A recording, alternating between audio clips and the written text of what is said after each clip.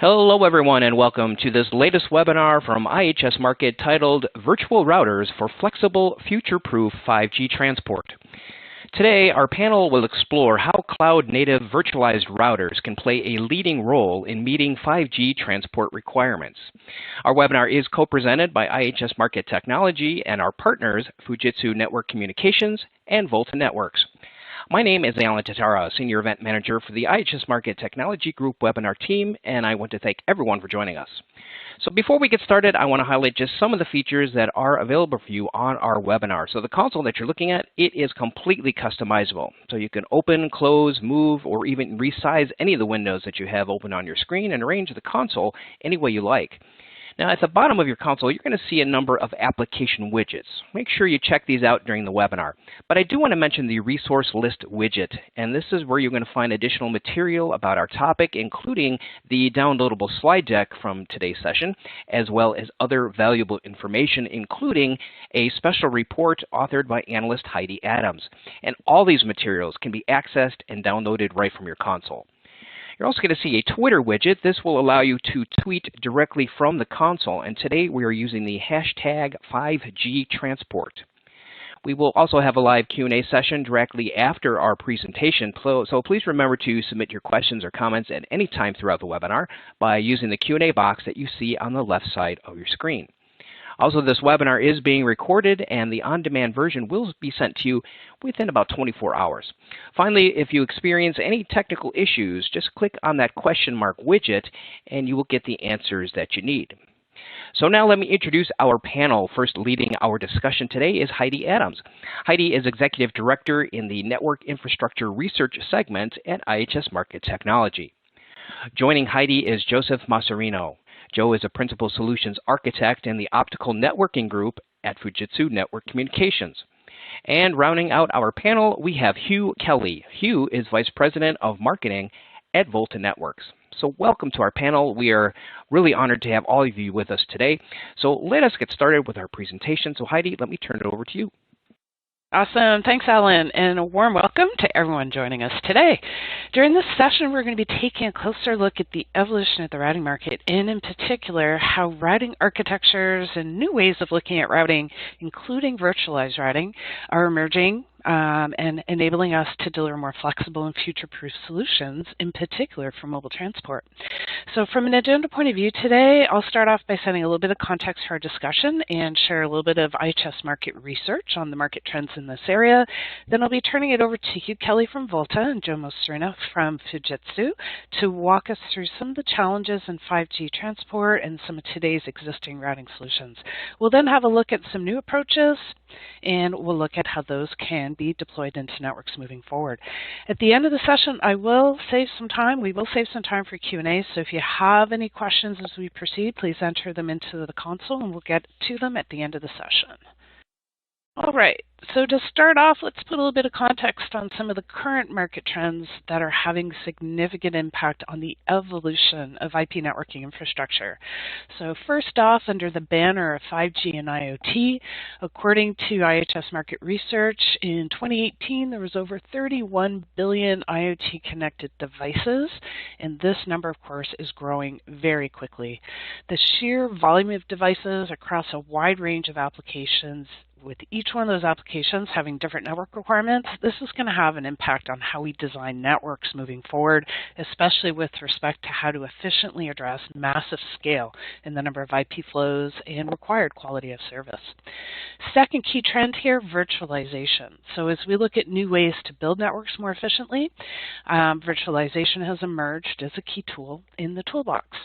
IHS Markit Research indicates that almost all network operators today, from this particular study, 95% of our survey respondents have plans to virtualize at least some aspect of their network and network functions, and a good number of the functions identified in this survey were actually related to routing.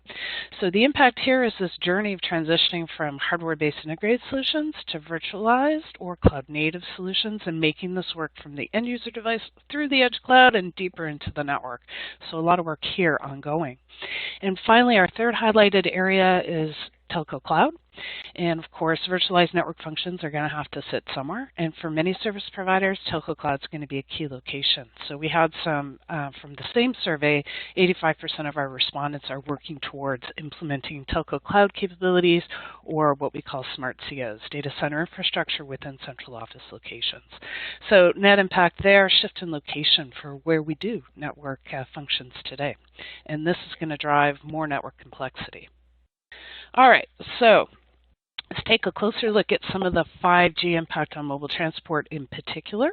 So here I have a slide that looks at, actually it's a very nice mapping that has a look at all the combinations and permutations that 5G can bring to the table in terms of types of new services, and also what those requirements onto the network. So again, aligning with the theme of our presentation today, 5G, as we know, brings the promise of faster mobile broadband, but it also brings the promise of a wide range of new services. So from simple narrowband IoT for massive machine-to-machine applications to ultra-reliable low-latency service. So quite a range here.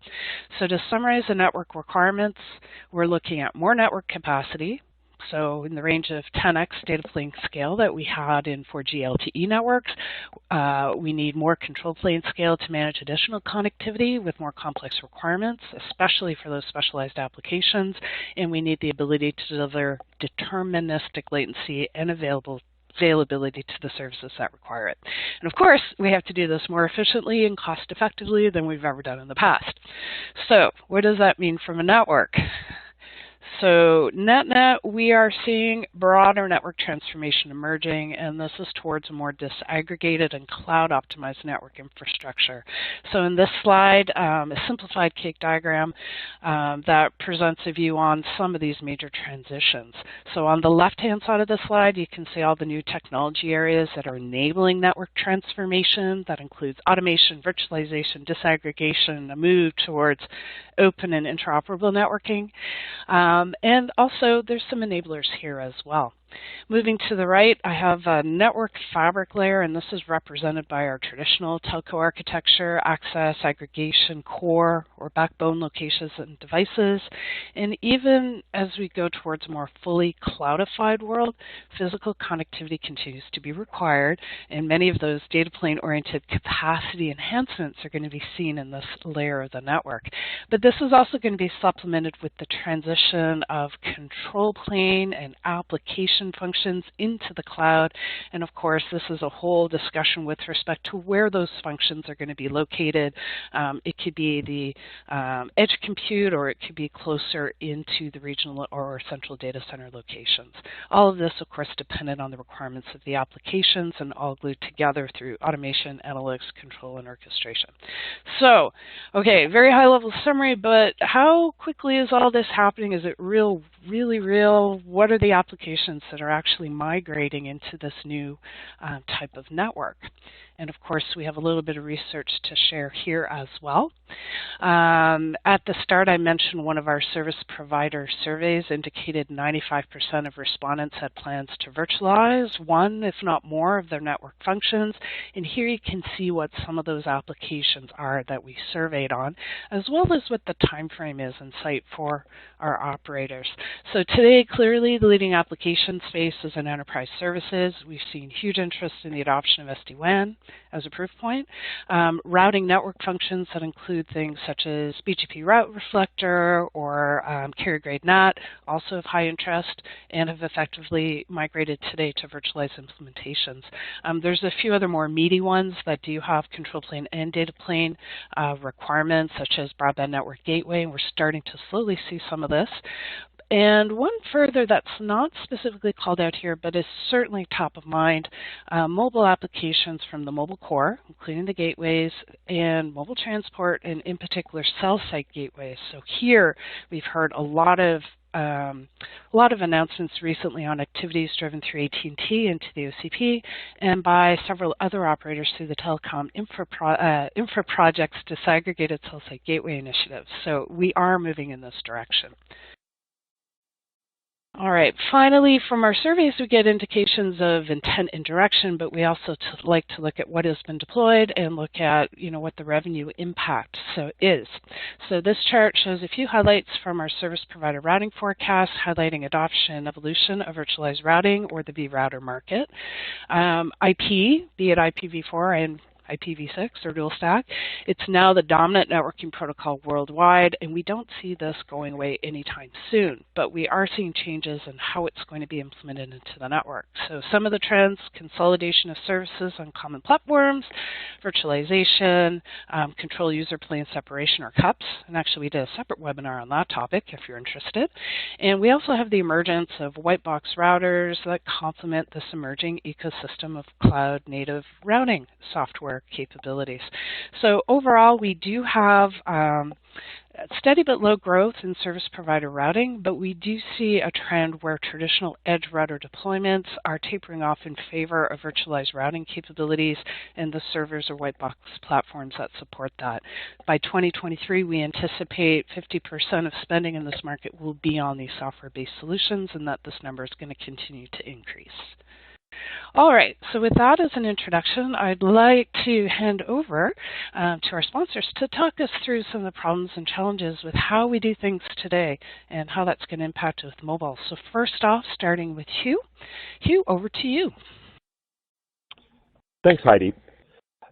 So I labeled this slide the latency challenge, yet I have what's fundamentally a traffic and financial slide up here. So why did I do that? And that the simple reality, which I think everyone's aware of, but this kind of quantifies it based on data around wireless providers specifically, is that the price per bit really has continued to drop over time. And bandwidth is very unitary price elastic, meaning as bandwidth prices drop, people buy and use more bandwidth, which you see in the orange line. So that's spiking dramatically. And the overall effect is shown in the gray bars. Top-line revenue growth for wireless providers has slowed down to low single digits, as little as 1%. And that makes it very difficult to continue to invest in networks. And to some extent, most of wireless revenues today are coming from what we call consumer connections, right? Connecting people and their devices. To move beyond that, 5G really offers service providers a revenue opportunity to connect things paid for by enterprises. So it's very important for this incremental revenue. Heidi went through a number of the different use cases of those. So these new applications, whether they're IoT-based, smart cities, telemedicine, connected cars, all of these things have different requirements, right? A very small, low-power sensor is going to be fundamentally different than a telemedicine application, right? It's going to be different in terms of bandwidth requirements, QoS requirements, and latency. And a lot of these applications have much lower latency than can be supported by current architectures. Some of these applications, we're talking about round-trip latencies in the 1 microsecond range. And you simply can't backhaul all of that traffic through a network all the way back to a remote cloud data center in order to be able to make that work. It just simply isn't possible. You're going to be talking about less than 20 kilometers available to you, not even really, once you start to take into account the time it takes to process, and then there's other considerations as well. So it really does force architectural changes.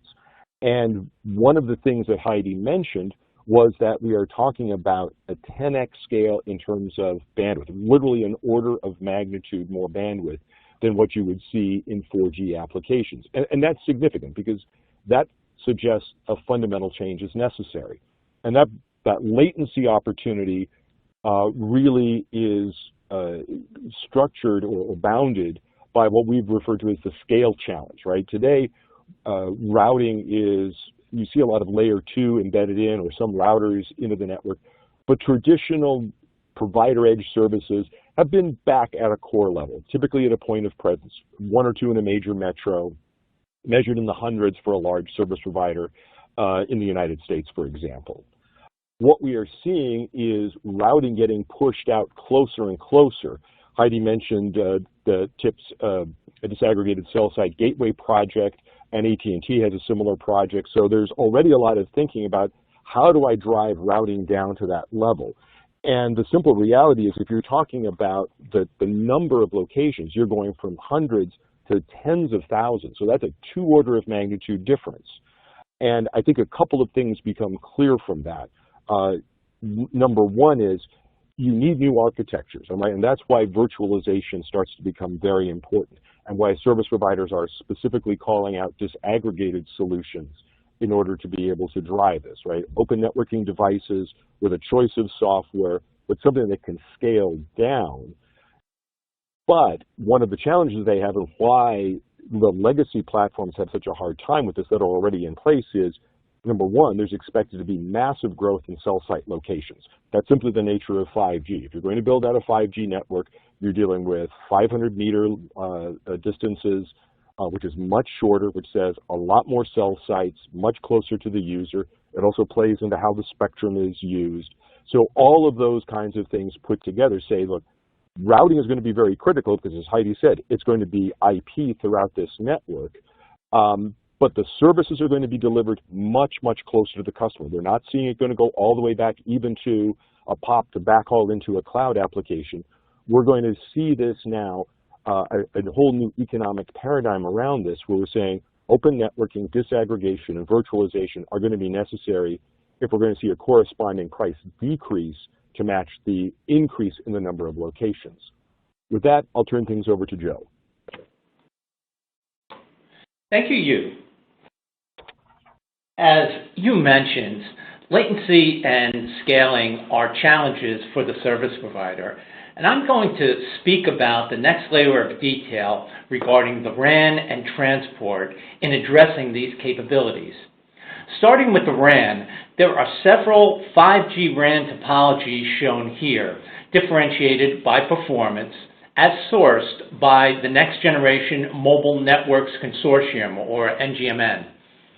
These topologies are deployment variations of the building blocks, which consists of the centralized unit, or CU, distributed unit, or DU, and radio unit, or RU. The leftmost configuration shown here is fully centralized, typically referred to as the CRAN, or centralized RAN. The CRAN topology offers scaling benefits of resource pooling and cell site aggregation optimized for mobile broadband applications. In contrast, the right side is the traditional distributed RAN, or DRAN, which has all the RAN elements at the cell site. The DRAN is the most typical application deployed today. Its resources are limited to the elements at the cell site, so scaling is limited, but latency is the lowest of all the configurations. The DRAN is suitable for real-time, low-latency applications such as autonomous vehicle operation and telemedicine, like remote surgery applications. Between these two extremes, there are varying scaling and latency performance. The service provider's challenge is building a network infrastructure that can meet all these performance topologies, which one can do with multiple overlay networks. But overlay networks are complex, they're not cost effective, and limits the service provider's ability to compete. The answer here to this challenge is virtualizing the CU and DU as opposed to purpose-built elements. The challenges in achieving a virtual transport architecture include deployment of a new ecosystem. Traditional integrated control and user plane switches and routers limit the platform and overall network in terms of scalability and isolation. This results in an inefficient and inflexible platform. Lack of network function virtualization programmability precludes any dynamic instantiation of transport functions in coordination with the RAN. Multi-domain orchestration is missing, which is needed to stitch together the transport with the RAN and core operations for a top-to-bottom, end-to-end service delivery with automation to expedite service turnup. Current white box technology is not optimized for carrier class operation, lacking extended temperature operation and 100G and beyond type interfaces for metro operation. The 5G midhaul and backhaul segments will consist of routers. A traditional router has a fixed chassis design with predefined slots and dictated by control, line cards, and a backplane. The architecture of these traditional platforms is based on an integrated control and user plane. When deploying these platforms, an initial install only utilizes about 20 to 30% of the chassis capacity. But the service provider must still reserve the full chassis footprint as well as power and thermal reserve. Essentially, these traditional platforms are inflexible and CapEx inefficient. Furthermore, when planning for site demands, the service provider determines what type of capacities will be needed, makes a selection for deployment, and is then locked into a capacity design. This has risk of under or over engineering, the site. Router vendors will continue to upgrade their technology on the plug-in modules, but ultimately, a higher performance processor will be incompatible with the chassis, backplane, and control cards, and this leads to deployment of a new platform. Let me pass this back over to Heidi. Hey, thanks, Joe. All right, so that was a good summary of some of the problems and challenges in terms of how we're going to meet the requirements of 5G transport using existing solutions. But now let's turn over and have a look at some of the new options and solutions moving forward. So to kick us off, Hugh, back over to you. Thanks, Heidi. So transport networks are incredibly important in this, right? You need to be able to connect all of these things together. And 5G really does require a robust transport network, because that really becomes the glue to tie together all of these disaggregated components, right? So we take more of a layering approach, right? You're going to need an optical layer and you're going to need a routing layer, and right, the two need to be able to work hand in hand. And what we're seeing from service providers today is they are the ones that are defining these architectures. We're active in the TIP DCSG group. Products are being tested. Customers have literally come out and specified, here's what we want. And I think that reflects an understanding of a couple of things. One is that the service intelligence does have to get much closer. The more you're limited in terms of a latency budget, that becomes critical. They need to be able to see these devices, and you're going to need all the way down to potentially the small cell site, hence the term disaggregated small cell gateway. And AT&T's project is so similar that we're really seeing the same hardware meeting those requirements. And then there's options for what kind of software you're going to run that. So from the cell site to the central office type location in the middle, all the way back to the point of presence and pushing back into the cloud. We now have a series of points in the network where we're going to have routing, but routing is going to look different than the conventional legacy router for all the reasons that Joe just explained. Disaggregation becomes important to that because I think one of the things that service providers want is choice, right? They don't want to be dictated to as to what is going to work for them because the business models are fundamentally changing in order to be able to deliver these things.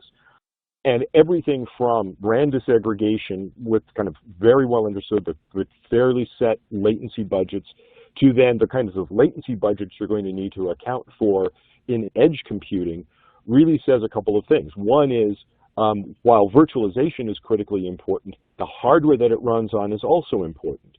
ASIC-based solutions, for example, which is what is being specified by these kinds of DCSG and AT&T cell site gateway programs, are necessary because you need to be able to guarantee certain performance levels in order to make that work. Edge computing is important because that becomes integral to the 5G experience, right? If you're going to start to deliver much lower latency applications, and there's a number of opportunities around that, we see this as being somewhat similar to content delivery networks, right, which push things much closer to the user to improve the user experience. The same thing is true here. The closer you get, and what Heidi was talking about earlier in terms of the extensive number of providers that are looking for smart COs, for example, that represents a good compromise in terms of not spreading the resources too thin, having a reasonable scale, yet being close enough that the latency budgets can be met. And there's standards for all of this. ETSI, as an example, edge computing is a broader term. MEC is a very specific implementation to the ETSI standards.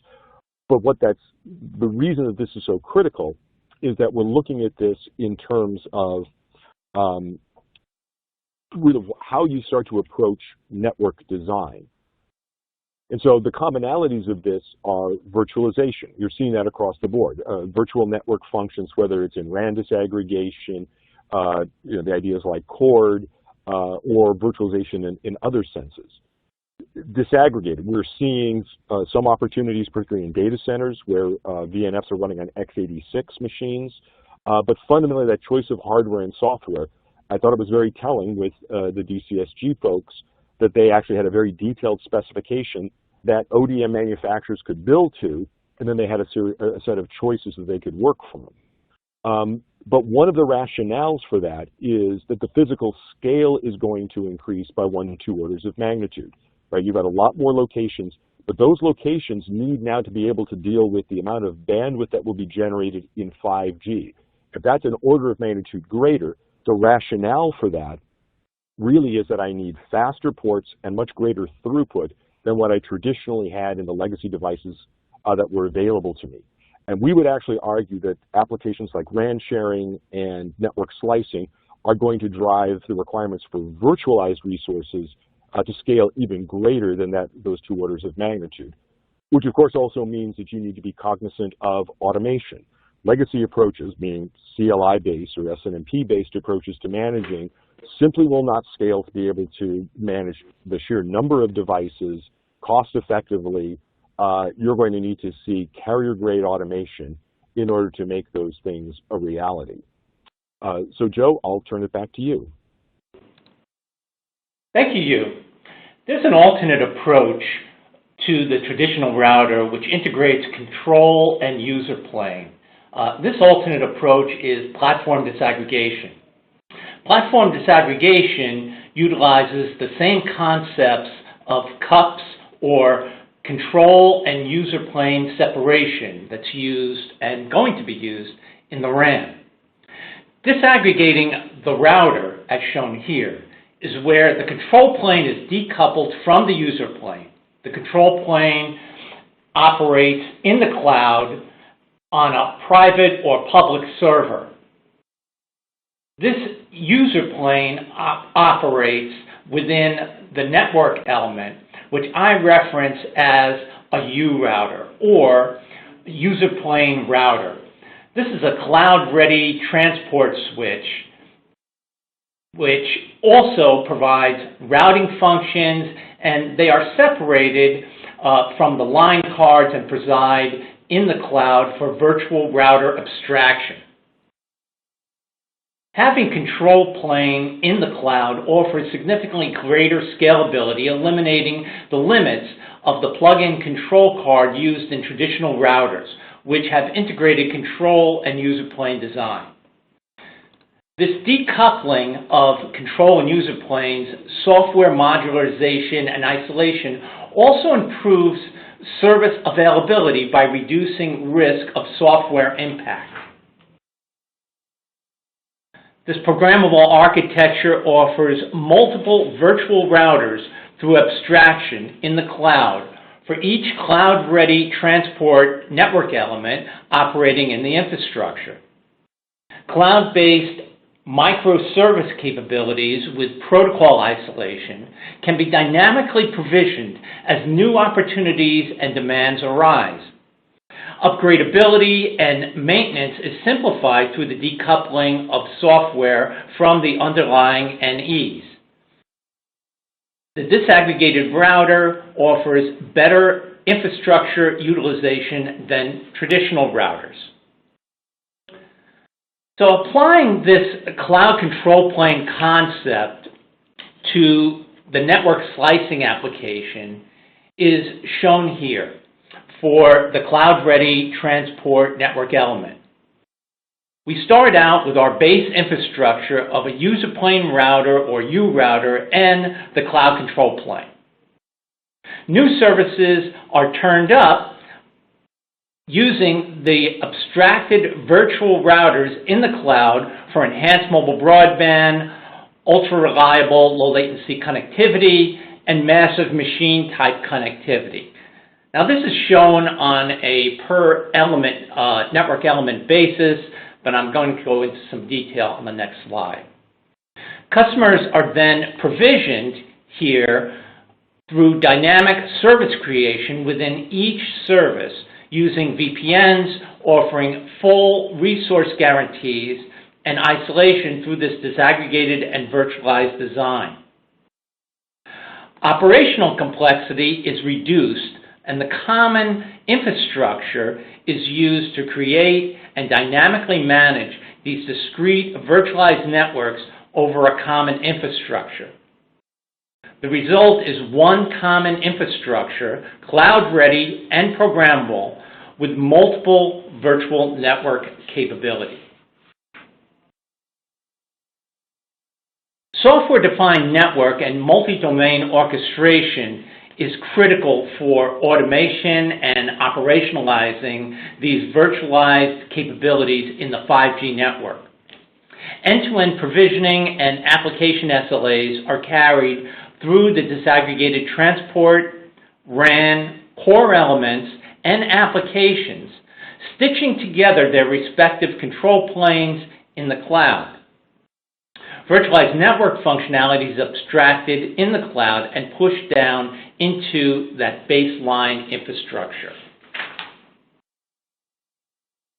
Let me hand it back over to Heidi for deployment apps. All right, great. Thanks, Joe. Okay, so we just heard a few of the new technologies. Let's have a look at how those could be deployed for real applications in the network, especially having a look at some of the mobile applications. So Hugh, if you start us off with a view on cell site gateways. Over to you. Thanks, Heidi. So the cell site gateway router has a couple of characteristics to it, right? So this is the kind of project that the TIP folks, which is Vodafone, Telefonica, TIM Brazil, and now some others are getting involved with and do some fairly extensive testing, as well as AT&T having a very similar kind of project, where the vision is that you're going to be seeing these low-cost devices being put out in the network. Now, what's interesting to us is I think they have embraced this open networking concept of actually specifying down to the individual ASIC, now that there's a view that the ASICs are capable of actually doing carrier-grade routing applications on an open networking device. And we like the term open networking device because we don't want to limit it to just a low-cost ODM box that's, for example, specified by AT&T or by the TIP consortium. So what we're seeing here is really kind of all of those things driven down at this level. Now, as we start to look a little bit deeper into this and say, what do we mean by running virtual routers? Well, there's a couple of applications to this, right? And when we talk about a virtual router, we kind of mean this in the classical sense, looking back at the emergence of like VMware virtual machines running on commodity hardware like Intel servers. We're talking about running completely separate workloads on common hardware, right? Sharing hardware across multiple discrete workloads. So for a router, what that really means is that you're going to have your own set of protocol stacks. It's going to be a separate management domain, and you can have separate QoS, and it can actually be managed separately. So why would you want to do that? Well, because the 5G build-outs are going to be very expensive and extensive, we're seeing a number of service providers actually looking at RAN sharing. So if you can have two separate virtual routers and that can be then managed separately by two different organizations sharing common hardware, that facilitates that kind of application. The other side of this, which is more the longer-term view, and of course the greater potential in terms of revenue opportunities within 5G, is network slicing. Joe went through some of the different types of applications that can be done, but it doesn't take much imagination to go, oh, it's going to be very different if we're seeing something that is connecting a car and dealing with navigation issues, which is a real-time mission critical, and something else dealing with low latency. The reason why you want to have multiple separate virtual routers is that you can actually not just manage them separately from an administrative standpoint, but that the physical resources of the switch can then be assigned appropriately. So we look at that and say, hey, I don't want to see an application starved because we're not doing the appropriate amount of segmentation. So virtualizing and being able to apply routing at that level, still on commodity hardware, right, based on high-speed, high-performance ASICs, which we believe will be critical to ensuring performance. All of those things are incredibly important. So when we look at that, we kind of say, that really is what we think the industry needs in order to be able to flexibly respond, getting back to the new revenue opportunities that actually will justify all this investment in 5G. Okay? Joe, I'll turn it back to you. Well, thank you, Yu. Previously, I showed the different RAN topologies, virtualized transport, and multi-domain orchestration. Here I put it all together, illustrating end-to-end, top-to-bottom network slicing for two disparate service types, enhanced mobile broadband and low-latency connectivity. The multi-domain controller has the control planes for the RAN, edge transport, and core for switching together the segments for each network slice. Each control plane communicates with its corresponding elements shown from left to right, with the DU or distribution unit, the MH as midhaul. Terminating the RAN data is the CU user plane, central unit or user plane, and then the BH for backhaul and 5G core network. A single cloud-ready and programmable infrastructure is put in place with these dynamic qualities consisting of baseline elements at the cell site, edge site, and core. These cell site elements are the RUs or radio units, commercial off-the-shelf blade servers or COTS for applications, and RAN element virtualization, and the U router or user plane router, which is a cloud-ready platform. Again, this could be a pair of units or a full mesh of units that's providing transport to the edge. And then at the edge and core sites, they consist of U routers and COTS as well, providing the virtualized RAN capability and transport between those sites. The control plane is activated and the multi-domain controller instantiates an enhanced mobile broadband slice at the edge and core locations. This is programmed as a centralized RAN to realize the benefits of pooling and cell site aggregation. For the RAN elements, this is activated on the COTS. The user plane routers abstract virtual routers to interconnect the RAN elements for transport, and then the service is activated for enhanced mobile broadband. Sometime later, the low latency use case becomes mature, and an ultra low latency slice is instantiated at the cell site. Note the second virtual router that's abstracted from the U router at the cell site. These routers are completely isolated while operating on the same user plane platform. Low latency Service is then activated. This flexible and cost-effective operation is only available on this virtualized type of infrastructure. Utilizing traditional technology would involve multiple network overlays and truck rolls to implement and activate. Heidi? All right, thank you, Joe.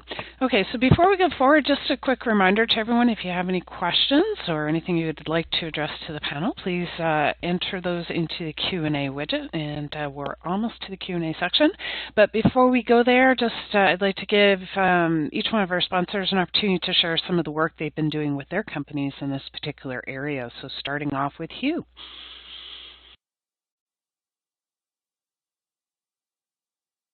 Thanks, Heidi. So Volta has a cloud-based routing platform. So when our product name is the Volta Elastic Virtual Routing Engine that can run on any public, private, or hybrid cloud. And basically what we do is we take the control plane processing and take it away from the lower cost network element itself. Rather than running the entire control plane there, we run an agent on the box, runs on top of the OS and user space, and that interfaces down to the SDK for the particular switching ASIC. And so each of those little colored boxes that you see marked VRP, that stands for Virtual Route Processor. Think of those as being the functional equivalent of a routing engine in a legacy router. It's running BGP, OSPF, MPLS, segment routing, whatever you need, as well as the management interfaces.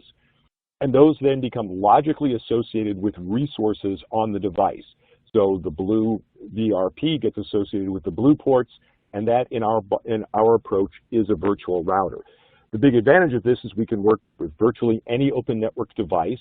We provide all the control functions for that, yet we're scaling the processing so we can run multiple virtual routers, up to 255 of them on a single white box. And because all of those resources are consolidated in a cloud, we can provide tremendous resiliency and reliability built into that, as well as a single API into the management and orchestration level. Joe, over to you. Thank you. Fujitsu has a complete line of transport products that utilize programmable cloud-based technologies. Starting with our Fujitsu Smart xHaul solution set, we offer service delivery for 4G, 5G, and Ethernet transport and coexistence of these services on one basic infrastructure. Using WDM and time-sensitive networking transport technologies to offer transport for these services. It is an ultra scalability and cloud control plane type of an approach that operates on these disaggregated platforms, offering a high ability to provide ultra scaling and connectivity to each of the sites within the RAN, whether it be front haul, mid-haul, backhaul, as far as the access network is applied. There is also a full line of top-to-bottom software that we provide through our Virtualized system, which provides SDN control and multi-domain orchestration for stitching together our transport with the RAN elements and core. And then there is also a turnkey services group within Fujitsu that can design, provide supply chain, rack, cabinet, integration, deployment, and management services going forward for a complete solution set to the customer base. Heidi? All right. Thank you. So to wrap up, just a couple of key takeaways that hopefully have come across in our presentation to you today. First off, 5G and associated new applications, these are driving new requirements into the network. And we believe there's going to be a need for some evolution in the routing infrastructure in order to really address those in an efficient manner. And it's not just to address them, I think, with the scale and scope and complexity, it's also going to become a requirement moving forward. You also will have heard that mobile transport, xHaul applications in particular are really an ideal place for us to look at applying some of these new tools, techniques, and routing infrastructure. And finally, disaggregated routing with control and orchestration, we believe this is going to be able to provide the scale, the flexibility, the programmability required to address the requirements of 5G networks moving forward. So with that, that wraps up the formal presentation piece of our presentation today. I'd like to move over into audience Q&A. You still have time to enter some questions, so please do so into the interface. Here is your panel, just as a reminder, if you've got questions for particular individuals. So to start us off, let me see, I'll throw a few questions over to Alan and Hugh.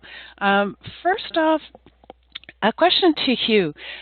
Maybe just could you share a little bit more the difference between a cloud control plane and a VNF router or a virtualized router? How do you see that? Is there a difference? Yes, we think there is. So a VNF, a virtual network function, when applied to a router, typically is more of a set of the routing code implemented as a single virtual machine, or VNF, right? So that's running on a hypervisor with everything on there. And most commonly, that's running on an x86 platform. The challenge with that is the x86 platforms are moderately expensive, but somewhat limited in terms of the available throughput relative to the 5G bandwidth requirements. And so what we effectively see there is that may work well in a cloud environment where my bandwidth, where it's I'm managing relatively modest amounts of bandwidth, in the hundreds of megs or a few gig. But at the bandwidth requirements of the DCSG application starts at 80 gigabits of throughput, the x86 hardware becomes much more expensive. So we're using virtualization technology in our product, but we're moving it off the box and onto the cloud because there isn't enough horsepower in these relatively inexpensive boxes to be able to run a hypervisor and multiple copies of a network operating system. Rather, it's better to be able to say, hey, we're going to do that. We're going to do the CPU-intensive functions in the cloud where it's the least expensive and the most resilient, and then make the box the most efficient forwarding engine it can possibly be with the greatest amount of control. So we do see some pretty significant differences in those two approaches. Okay, awesome. And then if I just go over to you, Joe, for a moment, just from your perspective, do you see a difference between how, say, the traditional router vendors have implemented these and, what we could expect out of this new cloud-based world? Is there any real differences there? Well, yeah, the real difference is going to be time to market, cost efficiencies, the ability to turn on a network segment or a region of a network through virtualization functions. And that virtualization function is going to be essentially a competitive advantage to the service provider because they can not only turn up a network quickly, their time to market would be super fast, but also if they need to make changes to that network, that can be easily done in most cases once they have that programmable infrastructure in place, can be done without truck rolls for altering the network and as well as topology changes as well. Okay, cool. So then just probably to clarify my question a little bit and to clarify that answer, it's not so much that it's traditional vendors versus new vendors, but it's more traditional approaches of building integrated routing platforms versus this new approach that we're discussing today, which you described. So that totally makes sense. All right, a couple of other questions. Let's dig a little bit into, there's a few questions on the equipment piece. As much as we're going to the cloud, people always have questions about the equipment. So if I look at the user plane or that device, is it actually a switch or is it a router, or what kind of personality does that platform in this architecture have? So let me take that one. This is Joe. That's actually more of a router. It's a disaggregated router in that the control and user plane have been separated and are isolated from one another.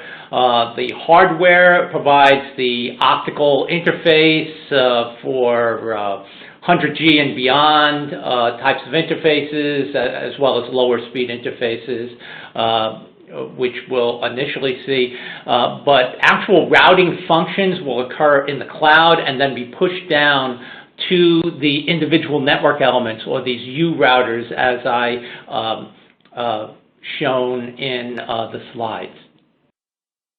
Okay, and then a follow-on to that question, specifically over to Volta, to Hugh. You mentioned the edge agent that you have within the Volta product set. Similar kind of thing, you could run that on a white box switch, or would it be on some kind of x86 device, or, are there any limitations, or what would you traditionally run that on? Right. So our main focus has been on what are generically referred to as white box switches. So really what that means is an open networking device running a switching ASIC that has an open SDK. So think of the Broadcom family line. And so for example, with the DCSG applications, you'd see boxes from EdgeCore, Delta, Alpha, those kinds of ODMs running Broadcom's Qumran chip, which has actually been specified.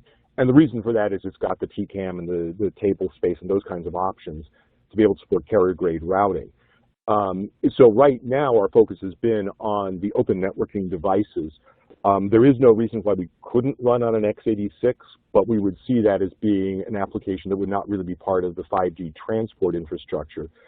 Maybe something like UCPE or a virtual CE running in the cloud would be those kinds of applications. But the agent is generic. It's designed to run on almost any underlying data plane. We've built in that abstraction. But we see that the open networking switches are really the most cost-effective way to be able to implement these.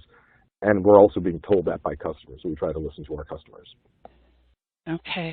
Interesting question here as we look at this more disaggregated architecture where you're starting to have control plane up in the cloud, and then you've got to distribute your routing information base, your forwarding information base down to the actual equipment that's pushing the packets.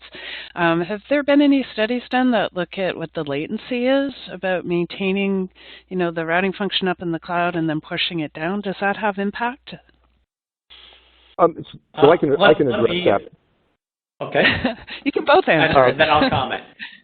Okay. Yeah, so we have done a number of trials. The most extreme one, we ran the control plane on AWS in Germany, and the switch was in South Africa, and it worked fine. So latency per se is not the problem. What you want to be able to do is make sure you've got a robust infrastructure where you can have access. So we generally have some design guidelines around that. The reality is that the routing protocols themselves, while there's time sensitivities around that, that really runs kind of at its own pace in the control, the control plane, and the packet forwarding process, which is really what's happening on the switch. So we have a whole process of taking the routing information bases that are generated by the multiple control planes and consolidating them down and making them incredibly efficient to run on the hardware on the open networking devices. But the latency itself has really not proved to be a problem. Joe, did you have something to add to that as well? I think you handled it well, but I was also just going to add that having the ability to virtualize these elements at a particular site, such as a cell site, as opposed to a centralized location that's geographically distant from a cell site, will also add to the ultra-low latency capabilities. So having those virtual capabilities will also add to that low latency operation. All right. I'm going to ask a question that's a little bit of a different direction. So the focus of the webinar, of course, has been on mobile transport, but there's an interesting question about the applicability of virtual routing closer to the home premise. So do you guys see a world where this type of technology could be used to deliver routing all the way out to the residential gateway? Or is that something you guys have looked at? I could see that happening with fixed wireless access networks, which are targeted for residential and small to medium business application services. So that is where within a neighborhood, within a region, depending upon types of radios being used, a deployment router would be instantiated and providing the connectivity for the different services. For instance, in a business service application addressing a business park, there could be a wireless node placed close to that business park, and that can address multiple business customers at that business park for different SLAs and types of network topology that are completely isolated from one another. All right, great. Okay, there's I'm going to go a little bit more into the xHaul architecture for a moment. So as we know, as we move towards 5G, there's multiple potential options on how you choose to do the splits, how much processing you decide to do at what location within the xHaul network. There's a question here from the audience that has a look at, what if you have different splits, or what if you're looking at a transition? So Joe, this would probably be in your wheelhouse, for example, from an option 3 to an option 7 or even others. Does this virtualized routing architecture support multiple potential choices that layer down? That is a primary example of having this programmable, cloud-ready virtualized architecture. You can basically make changes to the network to address these different applications as they become more mature through the SDN, through the software-defined network, pushing the functionality down into the individual network elements. Essentially, that's having a programmable network, virtualized network, will offer you those options, which essentially lowers risk going for in the future, as opposed to using, say, a traditional type of platform and then being locked in to that type of design, those types of capabilities until you change platforms. All right. Joe, I'm going to throw another question over at you, and it's a question on this architecture versus what you could do with OTN WDM architectures for front haul. So, so the question is, can you use compare contrast virtual routers with network slicing, as was described in the webinar today, versus perhaps using OTN WDM-based solutions to implement the same thing? So one or the other, or potentially a mix of both? You could have a mix of both. More in the access part of the network, where you want the ability to dynamically turn on services, address services in a real-time fashion, and that is where you want the packet technology. Deep into the core of the network, perhaps addressing multiple regions that have to interface with common functionality within the 5G core. You might use OTN, WDM type of technology, such as a ROADM type of technologies for 100G, 200G, 400G types of transport pipes going in. So I could see where they could both reside together, but the packet technology is really optimized for the access, offering those dynamic service creation capabilities. Awesome, thank you. All right, so there's a ton of great questions here. We're not going to be able to get to all the questions, but I do want to let you know that our sponsors will have the opportunity to follow up with you directly. So even if you don't hear from us right now, you may get some follow-up. I want to close with one last question, and it's a business level question, and I'll direct it to you first, but Joe, absolutely, I'd love to hear your comments as well. So we've seen the description of a lot of really great technology today, and I can see the use case for the technology. The question is, as we look at introducing virtualized infrastructure, it seems like there's a lot of pieces here. What's the impact on the total cost of ownership of the xHaul network if you go down this path? Are we going to save money? What does that look like?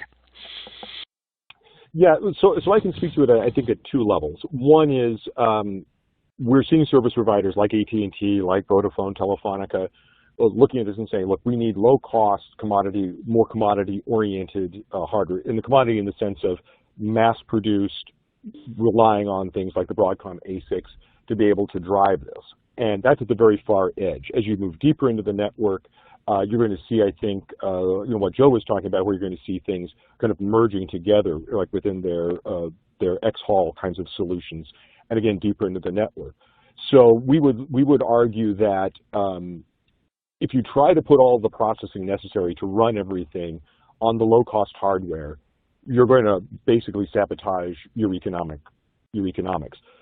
We've done a lot of analysis of the cloud costs, and we are very confident that cloud is the lowest cost way to deliver highly scalable processing.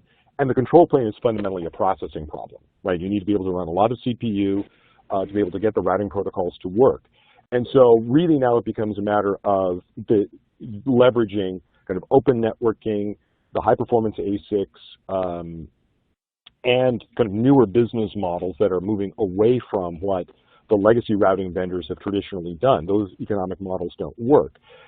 Operationally, the OpEx side of this is also a really good thing, and Joe's kind of talked a little bit about that with some of the management and orchestration.